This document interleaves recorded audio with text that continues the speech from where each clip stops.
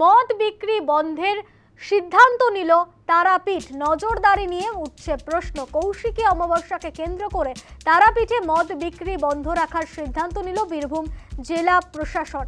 রামপুরহাটের বিধায়ক ধ্রুব সাহা সরাসরি জানিয়েছেন, কৌশিকী অমাবস্যার দিন তারাপীঠ এলাকায় মদ বিক্রি বন্ধ থাকবে।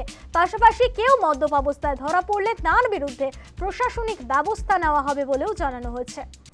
কৌশিকী অমাবস্যায় তারাপীঠে মদ বিক্রি বন্ধের সিদ্ধান্ত, নজরদারি নিয়ে উঠছে একাধিক প্রশ্ন। কৌশিকী অমাবস্যাকে কেন্দ্র করে তারাপীঠে মদ বিক্রি বন্ধ রাখার সিদ্ধান্ত নিয়েছে বীরভূম জেলা প্রশাসন। রামপুরহাটের বিধায়ক ধ্রুব সাহা সরাসরি তিনি বলেছেন, কৌশিকী অমাবস্যার দিন তারাপীঠ এলাকায় মদ বিক্রি বন্ধ থাকবে। পাশাপাশি মদ্যপ অবস্থায় কেউ ধরা পড়লে তার বিরুদ্ধেও প্রশাসনিক ব্যবস্থা নেওয়া হবে।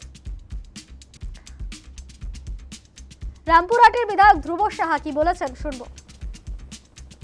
সনাতনী সংস্কৃতি, এই সংস্কৃতির অন্যতম একটা নিদর্শন হচ্ছে মা তারার কৌশিকী রূপ, এবং কৌশিকী রূপে মা তারাকে ওই অমাবস্যার, ভাদ্র মাসের অমাবস্যাতে সকলে পূজা করে। আর এইবারে নতুন সরকার এসেছে, পুজো হবে, এবং আমাদের রাজ্যের সনাতনীর সেবক রাজ্যের মুখ্যমন্ত্রী শুভেন্দু অধিকারী সেবা ক্যাম্প হবে, সেই সেবা ক্যাম্পের উদ্ঘাটন করতে আসবেন। যারা মায়ের ভক্ত আসবেন তাদের পুষ্পবর্ষণ হবে, হেলিকপ্টার থেকে পুষ্পবর্ষণ হবে। এবং সর্বোপরি তারাপীঠে এত ভক্ত আসে, পুজো করে, হোম হয়, যজ্ঞ হয়, সমস্ত কিছু হয়। হওয়ার পরে শেষের দিনে খবর হয় কত টাকার মদ বিক্রি হলো।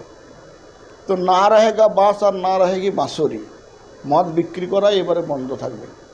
তারাপীঠে অমাবস্যার দুদিন আগে থেকে মদ বিক্রি বন্ধ।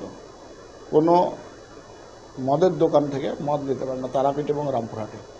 স্বাভাবিকভাবেই আমরা যারা ইলিগ্যালভাবে মদ কিনবে, খাবে, তাদের বিরুদ্ধে পুলিশ ব্যবস্থা হবে।